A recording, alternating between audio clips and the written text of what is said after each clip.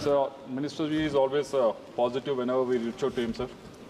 Sir, with coming to this issue, which is regarding Andhra Pradesh, sir, the eligible beneficiaries with regards to PM Kisan is 41 lakhs 84,000 eligible beneficiaries, sir. Actual beneficiaries are 41 lakh 22,000 as of now, sir. There are almost 62,000 farmers which have been left out from PM Kisan. The reason being, there's a policy that is not being updated for the last 5 years. That is the reason. From 2018 December to 2019 April, whoever is having the lands are only considered for the PM Kisan, sir. But after that, so many of the farmers have done gift deeds, sale deeds, or they have given it to the children.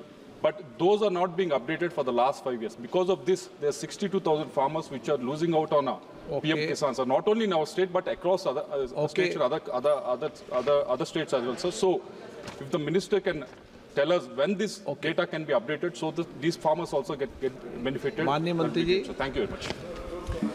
माननीय अध्यक्ष महोदय, भारत सरकार लगातार प्रधानमंत्री किसान सम्मान निधि के लाभ से अगर कोई किसान वंचित है तो उसको जोड़ने के लिए अभियान चलाती रहती है।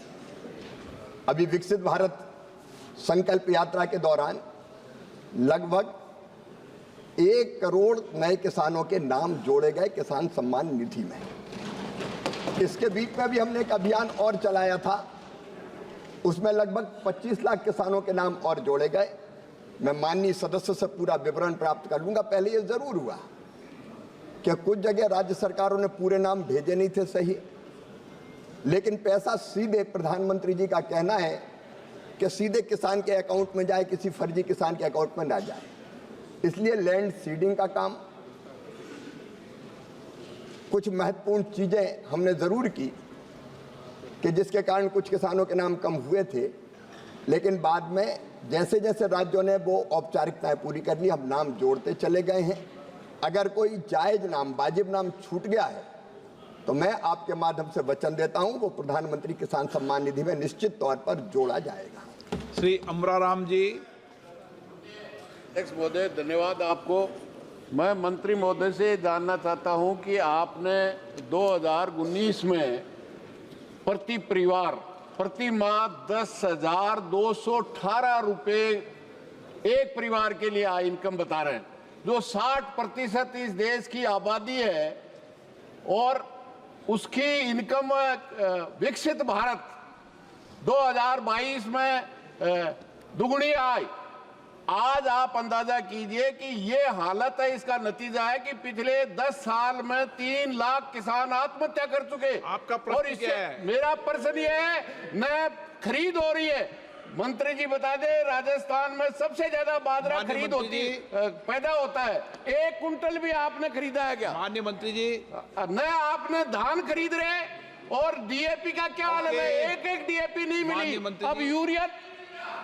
माननीय अध्यक्ष महोदय, नो एक साथ सारे प्रश्न नहीं पूछे जाते संसद में। माननीय अध्यक्ष महोदय, जब इधर की सरकार थी तो आई थी केवल 2,115 रुपया, अब बढ़ के वो हो गई है। जब इधर की सरकार थी तो आई थी 2,115 रुपया, अब बढ़ के हो गई है 10,218 रुपया। ये हुई है 2019 तक। 19 से लेकर 24 तक के आंकड़े नहीं आए अभी। अगले साल फिर सर्वे होने वाला है। मेरा विश्वास है कि जो कदम प्रधानमंत्री नरेंद्र मोदी जी के नेतृत्व में उठाए गए हैं, ये आए इससे बढ़ के और ज्यादा बहुत अधिक बढ़ी है। माननीय अध्यक्ष महोदय, लगभग दुगनी हुई है।